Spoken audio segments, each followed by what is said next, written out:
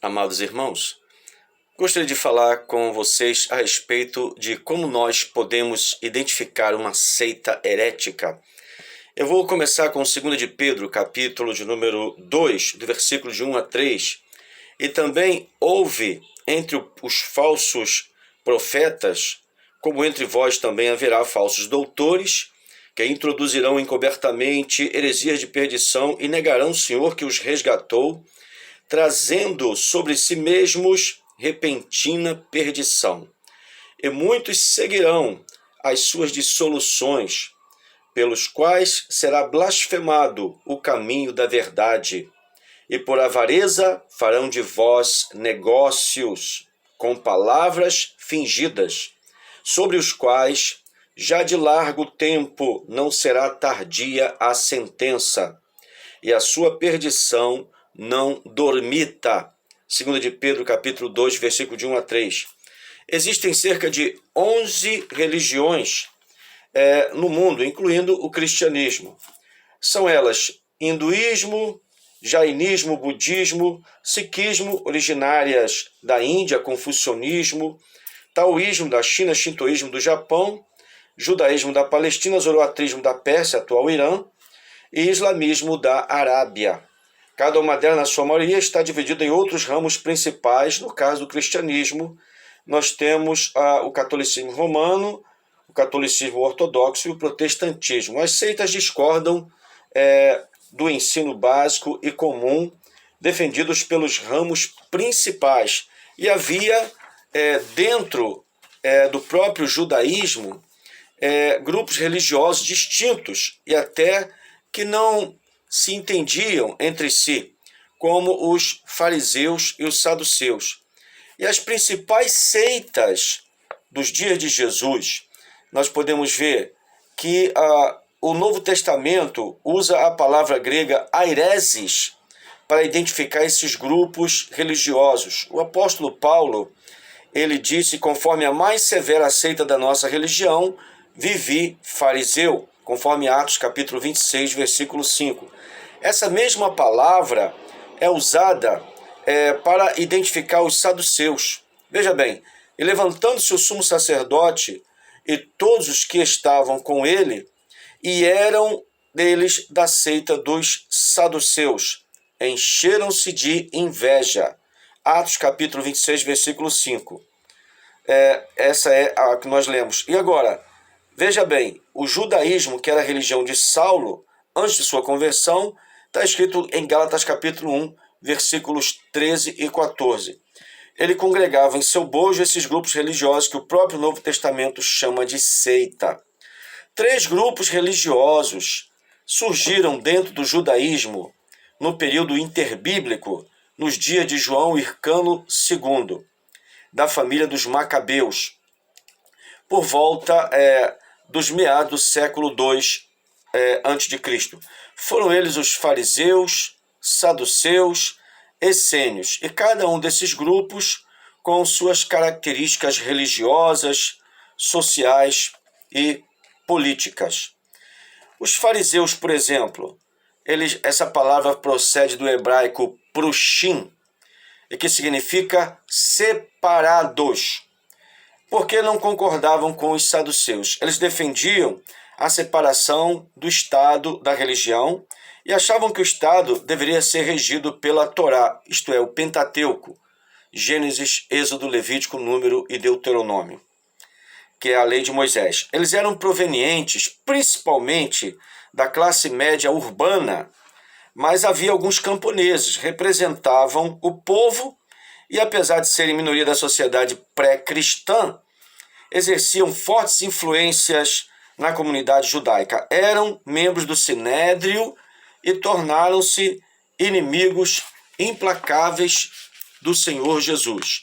E a palavra do Senhor mostra como que os fariseus, eles eram realmente pessoas não muito bem vistas pelo Senhor Jesus por causa de sua hipocrisia. Os evangelhos estão repletos de provas do comportamento negativo dos fariseus. Vamos ver agora os saduceus. Eles surgiram juntamente com os fariseus e eram provenientes da aristocracia do templo. aquela classe mais privilegiada. E sua ideologia se opunha à dos fariseus, eles eram contrários aos fariseus. O nome vem do hebraico Tseduquim, de Zadok, família que detinha o cargo de sumo sacerdote desde a época de Salomão, conforme nós podemos ver em 1 de Reis, capítulo 2, versículo 35. Eles defendiam a política expansionista dos macabeus e a união do Estado com a religião. Queriam que o sumo sacerdote governasse a nação, exatamente o contrário dos fariseus. Alegavam aceitar apenas os 5 livros de Moisés, rejeitando os demais livros do Novo Testamento, ou mesmo do Velho Testamento. E não acreditavam em anjos, nem em espíritos, e nem tampouco na ressurreição. Isso era os saduceus, Eles dizem que não há ressurreição, nem anjo, nem espírito, e, conforme eu falei em Atos capítulo 23, versículo 8, os fariseus reconhecem uma e outra coisa. Por isso Jesus fez questão de mostrar que é o Pentateuco que mostra ser o Deus de Abraão, de Isaac e de Jacó, o Deus de vivos e não de mortos. Em Lucas 20, versículo 37 e 38, podemos ver essa afirmação do Senhor Jesus. Por que Jesus não citou outras partes das Escrituras que falam da ressurreição dos mortos? Para tornar mais evidente a contradição das crenças dos saduceus. Muitos deles eram sacerdotes, conforme já vimos em Atos 5,17, e eles exerciam fortes influências no Sinédrio. Eram inimigos mortais do Senhor Jesus, uniram-se aos fariseus, superando todos os obstáculos ideológicos. Quer dizer, mesmo havendo obstáculos ideológicos, eles simplesmente se uniram, fariseus e saduceus, somente com o intuito de atacar o Senhor Jesus. Assim, nos dias de hoje não é diferente. Mesmo que as pessoas se discordem entre si, mas quando elas dão lugar às trevas, elas vão atacar as verdades imutáveis e inerrantes do Evangelho. Assim é o papel dos heréticos. Vamos falar um pouquinho dos essênios. Os essênios, eles não aparecem no Novo Testamento. Por quê? Porque eles viviam no deserto. Eles eram chamados também Isiim, nome feinho, né? Que em hebraico significa os que curam. O nome se justifica porque possuíam realmente um conhecimento muito avançado de medicina. Tornaram-se conhecidos em todo o mundo em nossos dias por causa das grandes descobertas dos manuscritos do Mar Morto. Eles diziam que a política asmoneana, isto é, a família dos macabeus, terminaria trazendo a destruição do país e com ela a vinda do Messias. Eles se retiraram para o deserto ao invés de formar uma facção político-religiosa. Formaram comunidades à beira do Mar Morto, não reconheciam a autoridade do sumo sacerdote e nem o culto no templo de Jerusalém. Trabalhavam, meditavam e esperavam a vinda do Messias. Sua disciplina era rígida, tinham hábitos de higiene muito rigorosos, uma moral muito forte e levavam uma vida simples. É o que descobriram arqueólogos israelenses. São citados pelo historiador Flávio Joséfo. Não é verdade que João Batista e o Senhor Jesus tivessem sido essênios. Isso não é verdade. Não há prova e nem evidência disso. Eruditos judeus, católicos e protestantes, depois de 40 anos de investigações, traduções e decifrações desses manuscritos, todos unanimemente afirmam não haver encontrado algo que vincule essa informação. Depois surgiu o quarto grupo, que é chamado os Herodianos, nos dias de Herodes o Grande. Isso aconteceu entre o ano 47 e o ano 4 a.C. Não era uma seita religiosa, mas os apoiadores da dinastia de Herodes, na tentativa de impedir o governo direto de Roma, foram instituídos com interesses nacionalistas e eram a favor dos impostos. O discurso do Senhor Jesus também os incomodava. Formaram um conselho com os fariseus com o propósito de matar o Senhor Jesus e assim se verem livres deles. E tendo saído os fariseus, tomaram logo conselho com os herodianos contra ele, procurando ver como o matariam. Marcos capítulo 3, versículo 6. Eles estavam associados com os fariseus na questão do tributo. Podemos ver isso em Mateus 22, versículo 16 e Marcos capítulo 12, versículo 13.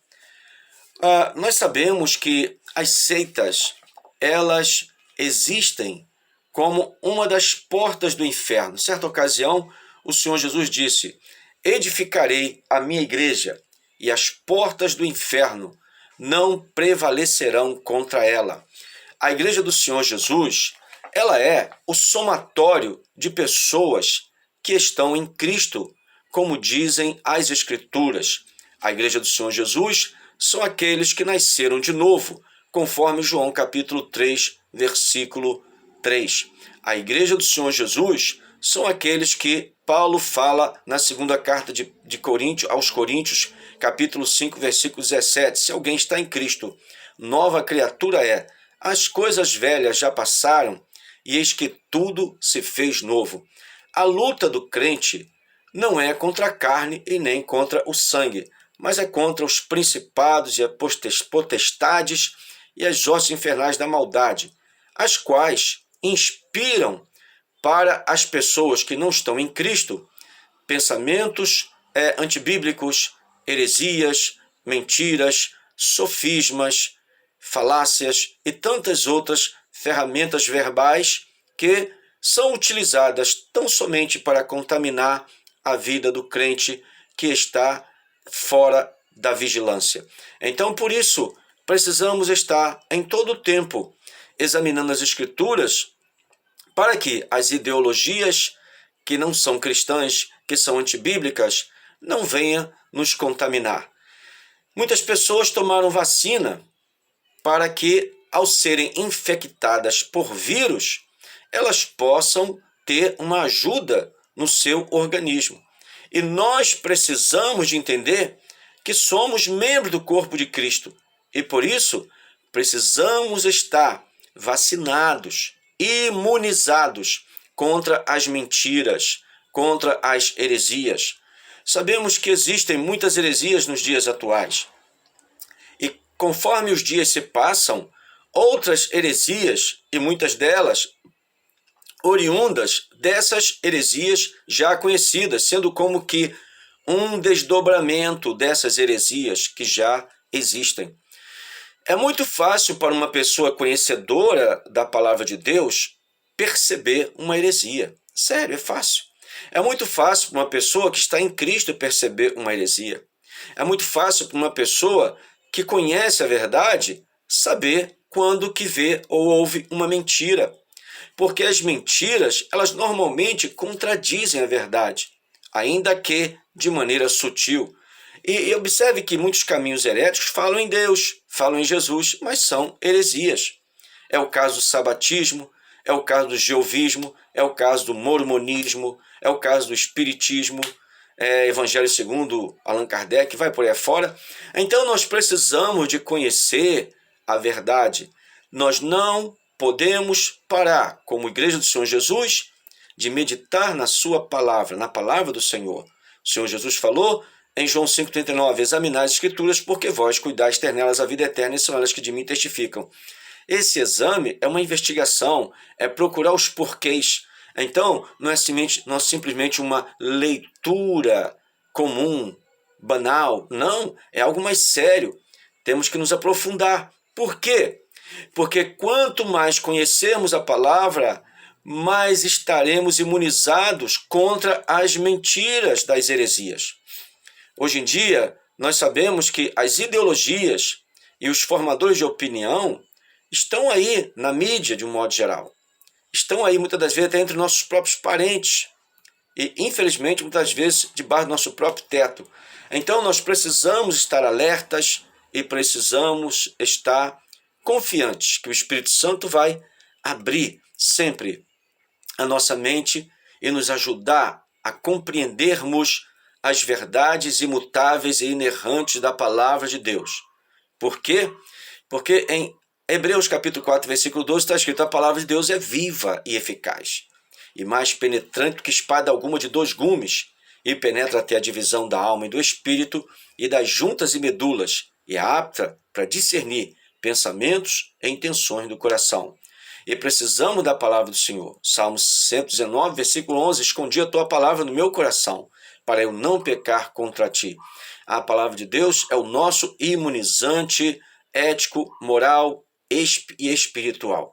Precisamos desse imunizante todos os dias. Uma vez aceitamos o Senhor Jesus por causa da pregação da palavra. E agora temos certeza da salvação por causa do esclarecimento da palavra. Sabemos que o Senhor está conosco porque a palavra nos informa isto. Sabemos que o Espírito Santo habita no salvo porque a palavra nos ensina essa verdade. Então, a palavra de Deus é a nossa infraestrutura para nossa comunhão com Cristo, com o Senhor Deus Todo-Poderoso, único Deus em 3 pessoas, Pai, Filho e Espírito Santo. Então, meu amado, minha amada, lembre-se, todo crente que é negligente no estudo da palavra, ele torna-se uma presa fácil para Satanás com as suas heresias. Por que será que muitas pessoas saem de igrejas sérias e vão para igrejas contaminadas? Por que você acha que acontece isso? Porque a persuasão deles, das igrejas contaminadas, foi mais forte na vida daquele crente. Porque aquele crente não se preparou para se defender das falácias, das mentiras e das heresias. Nós precisamos tomar muito cuidado com essas pessoas volúveis. Por isso que é necessário intensificar os estudos bíblicos nas igrejas sérias, para que fortaleçam os crentes e eles não cedam, eles não aceitem convites para participar de reuniões em igrejas contaminadas. Hoje em dia, nós temos aí uma metástase cancerosa da apostasia em muitas igrejas evangélicas. Eu disse metástase cancerosa a nível de doutrina, a nível de ensino, em muitas igrejas caídas. Sabemos que as virgens loucas representam as igrejas caídas. As virgens loucas representam as igrejas comprometidas com o mundo.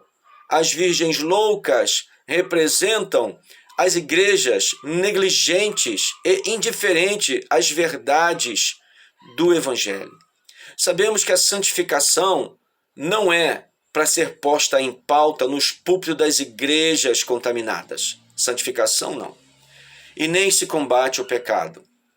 Então, nós temos que tomar muito cuidado por onde andamos, o que ouvimos e o que vemos. Porque a minha percepção, ela é maior ou menor dependendo da minha intimidade com Deus e com a sua palavra. Se eu não tenho muita intimidade com a palavra de Deus, logicamente não vou ter muita intimidade com Deus da palavra. Então, a minha percepção será muito pequena. Sendo muito pequena, a minha probabilidade de eu cair na fé é muito grande. Ou então, simplesmente começar a ser envolvido por uma fé que tem aparência de ser fé verdadeira, porém não é uma fé verdadeira. Muitos são chamados e poucos escolhidos. O caminho do céu, ele é estreito, o caminho é apertado e a porta é estreita. Nós temos que tomar cuidado.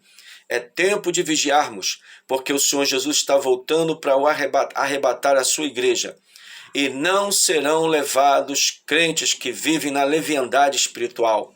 Que Deus em Cristo te abençoe. Eu sou o pastor Antônio Carlos, o meu e-mail é trabalhando para o senhor@gmail.com. Se você quiser cooperar com o meu canal no YouTube, basta você dar um clique aí, fazer um compartilhamento, fazer um comentário e, enfim, ore por esse trabalho, porque é para a glória e honra do Senhor Jesus. Que Deus em Cristo te abençoe, em nome do Senhor Jesus.